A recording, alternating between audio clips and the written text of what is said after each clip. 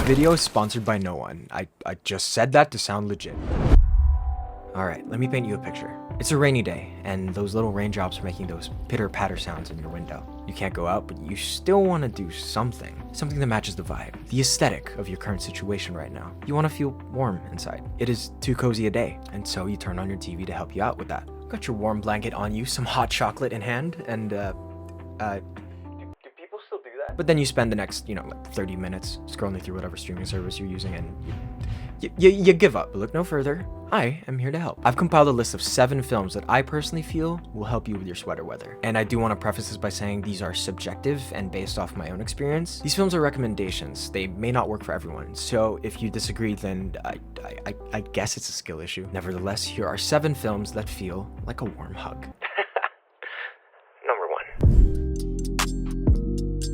Okay, I might be biased because this is a personal favorite of mine, but trust me.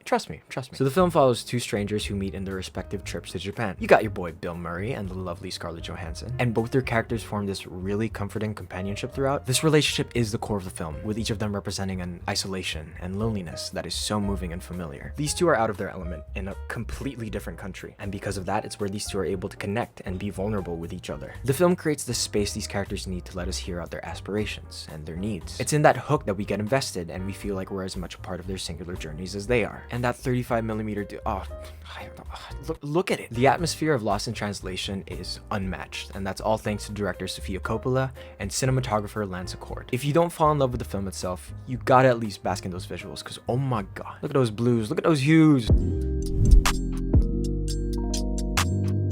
I used to call this Lost in Translation's spiritual sibling back then, but then years later I found out that Sofia Coppola was actually married to Spike Jonze, who's the director of Her, and it all made sense. These 2 are so identical, from the themes to right down to the production designer even. So to have these 2 as a double feature is so surreal, given Her is essentially a love letter to another filmmaker. It's a celebration of human relationships too, and the meaningful ones that stand out among them. And Joaquin Phoenix can give a performance that can go from utterly sincere to uncomfortable, but like in a good way, unlike...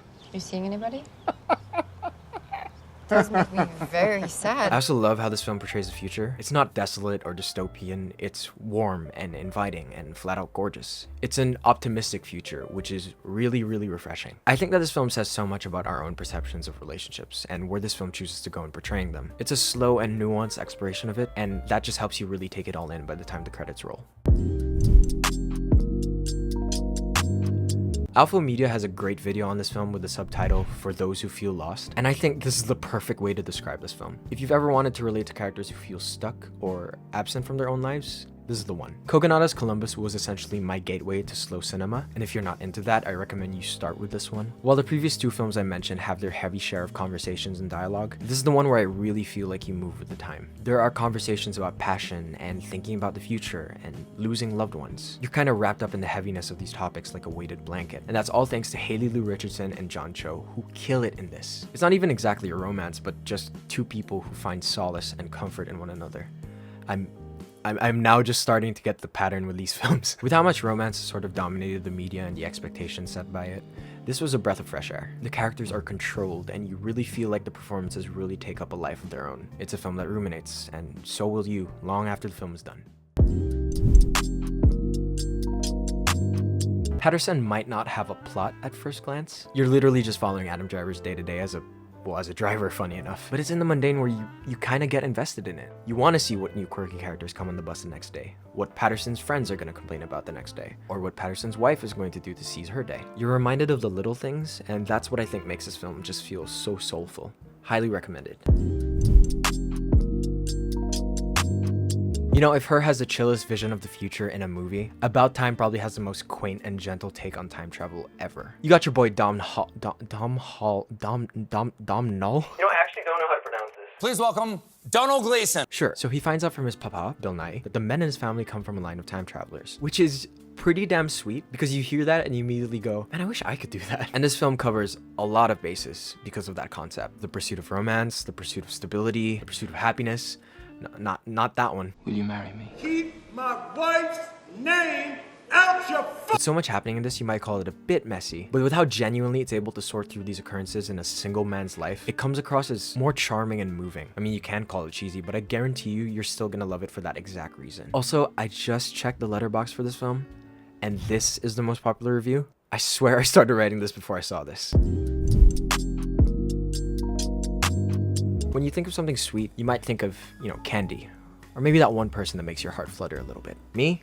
I think of Marcel the Shell. I mean, hell, I even have this little fella on my desk. That's how much I love this film. So the film is about, well, Marcel, who becomes an internet sensation through short films. He then uses this fame to try and find his long-lost family. If you don't know, Marcel the Shell is based on a series of stop-motion shorts that were actually uploaded onto YouTube years back. The shorts became a hit, and eventually we got this film, thanks to A24. It sort of serves as this meta prequel and sequel at the same time to those shorts, which kind of gives them an in-universe reason for existing, which is really, really neat and something I don't think I've ever seen, ever. And I think that makes the film all the more authentic. It tackles that aspect of Marcel's virality and social media in a way that makes you think about the way we see internet celebrities. This gives the film this hint of melancholy, which kind of breaks your heart to see in a film about a cute little shell just trying to reunite with his loved ones. But that sadness is also countered with Marcel's naivete and unique outlook on the world, which makes it very funny. Is this an inhaler? It's like a slide or something. Like, I don't even actually know it. The fact that director Dean Fleischer Camp was able to make something so feel-good and heartwarming out of a series of shorts he made back then just speaks to a level of authenticity in the things he just wanted to say about his own work. It's a great watch, and one of A24's best. Jesus Christ, I need a drink. How do people do this, dude? Alright, I'm gonna be real with y'all. This was the film that made me want to make this list. So The Holdovers follows a professor having to babysit a group of students who have nowhere to go for the holidays. So technically this is a Christmas movie, but you can really just watch it at whatever time of the year and it'll probably just hit you the same. This was a film doing late 80s to early 90s cosplay. From the transitions to its out of place yet endearing fourth wall break, it's very Dead Poet Society coded. But because of that, it's a nice homage to that style of filmmaking and one that really makes you kind of miss it. You just nestle into it as you watch these characters learn to be around each other and then eventually embrace each other in their presence. The character development of Paul Dunham in particular, also played by Paul, is one of my favorites in recent memory. He made for some really funny moments, but also some really heartbreaking ones that really tie it all together to make it one of the most heartwarming films you will ever see. This film is a reminder that people deserve to be loved, and that's why it's on this list. And that's it. Those are 7 films that I think feel like a warm hug. I've actually got more of these lined up, but I didn't want to make it too long, so if you want a part 2, do let me know in the comments. This is my first time making any sort of video like this, and it's different from the other stuff I've put on this channel, so I'd really appreciate the support on this one because I'd love to do more stuff like this. But anyway, that's all from me. I'll see you guys in the next one. Hopefully sleep early and stay hydrated.